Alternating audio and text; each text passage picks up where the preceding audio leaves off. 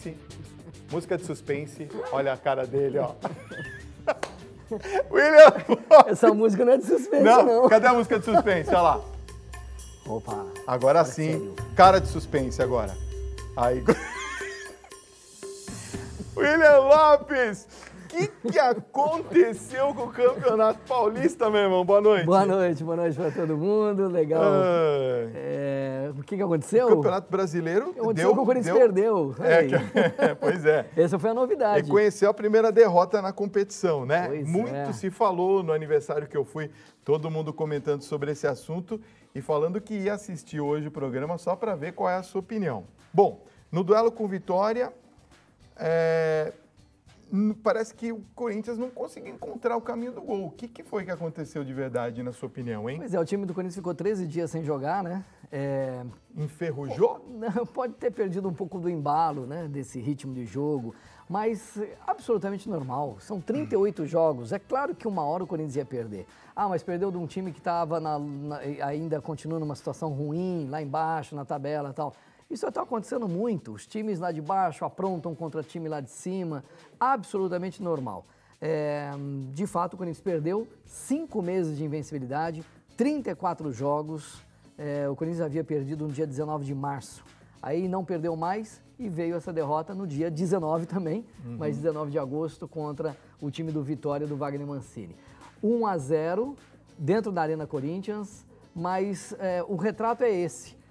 O Corinthians acabou o jogo com essa vitória do Vitória dentro da Arena Corinthians. A torcida corintiana aplaudiu o Corinthians, pela fase do Corinthians, pelo momento do Corinthians. Claro que uma hora ia perder, absolutamente normal. Isso acontece dia e vida que segue. Agora tem quarta-feira outro jogo contra a Chapecoense, é o jogo atrasado, que a Chapecoense viajou, fez aquela mini excursão. Aí o gol do Trellis, que deu a vitória para o time do Vitória. Uma pergunta que eu queria te fazer, eu até falei para o meu cunhado que eu iria fazer para você, é a seguinte: com relação à tabela, ao agendamento dos jogos, você acha que há uma confusão grande com relação a esses agendamentos dos jogos, William? Como é que você vê essa tabela do Campeonato Brasileiro? Eu acho que aí não. O que existe no nosso futebol brasileiro é o calendário muito cheio, né, com muitas competições. Muita coisa enxertada no meio. Então, mas aí entra uma série de interesses, né, até interesse de televisão, que precisa transmitir um jogo na quarta, o canal fechado que transmite jogo terça, quarta, quinta, né? Então aí é uma série de assuntos, série de interesses e que nós não vamos mudar. Isso é uma eterna polêmica do futebol, mas que não será mudada jamais. O calendário é muito cheio. Muitos falam que a gente poderia ter o calendário igual da Europa, de jogar a temporada começar no meio do ano. Meio do ano até outro meio do ano. Aqui é bem diferente, mas também não sei se daria certo. Um campeonato mais enxuto, seria isso? Não, só essa temporada começar do meio do ano até o meio do ano que vem. Okay. Porque prejudica, quando vem a janela do futebol da Europa, acaba tirando o jogador aqui do Brasil no meio do ano. Sim. E no meio do ano a gente está no meio do Campeonato Brasileiro. Vamos falar já do Flamengo, hein? Bateram lanterna Atlético Goianense por 2-0, hein? Uma grande exibição do Vinícius Júnior, você não achou? O menino fez 2 gols, bom jogador, vai embora, já está negociado, mas vai ficar no Flamengo até o final do ano. Isso que às vezes dói, não é? Pois é, a gente está perdendo esses grandes jogadores. Pois e mesmo com pouca idade, né? Aos 2 gols do Flamengo aí, no Ninho do Urubu. Foi um jogaço, né? Foi, e o Flamengo voltou a vencer, né? O que não estava acontecendo. O time do Flamengo estava perdendo muito ponto dentro de casa também. Mas um importante resultado, voltou a vencer. Mesmo com esses tropeços passados aí, a gente já até falou aqui que o Flamengo ficou muito distante para brigar por título, né? Então a gente está vendo que o Flamengo vai brigar por Libertadores pelo caminho da Copa do Brasil e pelo caminho do Campeonato Brasileiro. Uma hora essa vaga pode pintar para o time do Flamengo. Mandar um abraço aqui para o Paulo Júnior, apresentador aqui do nosso querido Jornal da Vida. Nosso amigo Paulo. Saudades do Paulo, viu? Passei um tempo lá, ele, a esposa. Casal maravilhoso. Demais, né? O Paulo, um abraço. O Paulo ama esse nosso quadro aqui, sabia? Que legal. Olha, Bahia atropela e vence o Vasco 3-0. saiu da zona do rebaixamento, né, William? Pois é, o Bahia jogou na Arena Fonte Nova, diante da sua torcida, e isso conta muito. O torcedor do Bahia é muito fanático, né? Olha como tinha gente lá. Ó. Tinha muita gente, 3-0, grande jogo, grande resultado. Destaque para o Mendonça, que era do Corinthians, ainda é do Corinthians, está emprestado, e fez a diferença nessa partida. O Vasco está ficando para baixo, começou muito bem, subiu no campeonato, depois perdeu aquele mando de campo que a gente já falou aqui por conta de torcedores do próprio Vasco que prejudicaram o próprio time, e aí o Vasco não está tendo força para jogar fora de casa e ganhar com essa interdição do próprio estádio de São Januário. Esse jogo era muito complicado ganhar do Bahia, o Bahia é um time muito forte jogando dentro da sua casa.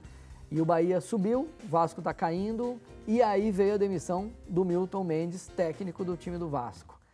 O que é o futebol, né? O Vasco começou a perder, técnico que dança. Agora, aqueles torcedores que atrapalharam o próprio Vasco, continuam lá, né? Eu tô vendo que você vai chegar em dezembro e você vai estar falando disso. Vou estar falando. Né? Você sabe por quê? De repente... É uma luz... Nos últimos 5 programas você falou. Eu falei, porque é uma luz que tem que entrar na cabeça do sujeito, entendeu? Né? Alguma coisa tem que acontecer, então se depender de mim, eu vou estar fazendo a minha parte aqui para que o torcedor se conscientize de não fazer besteira com o futebol, de não querer brigar e sim ajudar o seu time. Então o torcedor do Vasco não é o torcedor comum, não estou generalizando, mas o torcedor da organizada que aprontou em São Januário é o culpado, entendeu? Tá certo. Bom, antes que você quer tomar uma aguinha? Não, e eu culpo também aquele presidente Eurico Miranda, também. Você já falou também no programa passado. Ele tem a parcela de culpa dele, porque ele contrata até gente para ficar lá no portão que não pode entrar em estádio. Você falou isso semana passada. Vou falar sempre. Boa noite, Fábio. Eu sou a Alba, moro em Itaguaí, Rio de Janeiro. Não, imagina esse homem bravo. Sou a Alba, moro em Itaguaí, Rio de Janeiro. Gosto muito de futebol, sou flamenguista. Pede para o William mandar um beijo. Um beijo? Para como é que é o nome? Alba. Diz que está curtindo o nosso programa Boa aqui. Sorte, Flamengo tem decisão essa semana, hein? Itaguaí, Rio de Janeiro. Boa sorte aí. Chapecoense surpreendeu então, né? 2-0 em cima do Palmeiras. Como é que você vê isso aí, né? Esse foi o comentário de hoje nas redes sociais, né? Impressionante. O Palmeiras com toda essa estrutura, dinheiro investido, time maravilhoso, perdendo os campeonatos aí, sendo eliminado e agora... perde essa partida dentro de casa contra a Chapecoense. Detalhe, Chapecoense vindo do Japão, fuso horário. E olha, cansado o time, quem viaja para China, para o Japão, sabe o que eu estou falando. A gente chega totalmente perdido no tempo. E aí a Chapecoense vai e faz 2-0 no Palmeiras dentro do Allianz Parque. Quer dizer, uma situação muito ruim para o Palmeiras, tentando se acertar aí, mas está difícil. A torcida perdeu a paciência, né? E protestou bastante, criticou bastante o time do Palmeiras no final do jogo, gritando vergonha, e é de fato uma vergonha. Pelo time que tem, pelo investimento que tem, e não está rendendo o suficiente, né? Mas também, time rachado não dá certo, né? E tem muita gente que sabe o que eu estou falando também. Também tem que pôr a mão na consciência, né? Precisa acertar. Senão vai tudo por água abaixo. Exatamente. Agora, mérito da Chapecoense, que fez um grande jogo e conseguiu esses 3 pontos. O Thiago estava me falando aqui no ouvido que Cruzeiro recebeu o Sport e venceu o time pernambucano com certa tranquilidade, inclusive, por 2-0 e que as imagens já estão prontas. Vamos falar? Vamos, estou à sua disposição. 2-0, então. Não tô bravo. Eu tô vendo. Olha lá, Cruzeiro vence o Sport 2-0, time do Luxemburgo, hein? Isso. Cruzeiro, então, 2-0. Põe aí pra gente as imagens aí, agora entrou. Olha o Cruzeiro de branco ali no Mineirão. Olha que gol isso, Jesus amado. Você faz gol assim de cabeça, Fábio? Eu não faço nada disso não. aí. Não, mas é bonito, né? Deixou o goleiro ali, ó, na chão. Olha lá. Cruzeiro também preocupado aí com a Copa do Brasil, deu uma mesclada no time, mesmo assim conseguiu um bom resultado. No Brasileirão vai lutar pela Libertadores também, assim como na Copa do Brasil. Tem esses 2 jogos nessa semana aqui e mais o jogo atrasado do Corinthians contra a Chapecoense. Essa é a semana importante aí do futebol. Vamos pro bate-bola? Vamos. Mas tem que ser bem rápido, hein? Bem rápido. Vamos lá. Avaí e São Paulo empatam, resultado prejudicando a ambas as equipes. Porque as duas equipes estão na zona do rebaixamento, o Avaí está tentando mostrar um poder de reação, o São Paulo foi buscar o resultado, estava perdendo por 1-0, acabou a partida fora da zona do rebaixamento, mas com o resultado da Chapecoense para cima do Palmeiras, a Chapecoense saiu da zona do rebaixamento e colocou o São Paulo. Péssima situação do São Paulo nesse momento. No Moisés Lucarelli, a Ponte Preta bateu o Botafogo 2-1. Destaque para o Sheik. O Emerson Sheik foi muito bem nesse jogo, fez os 2 gols e a Ponte Preta respirando no campeonato.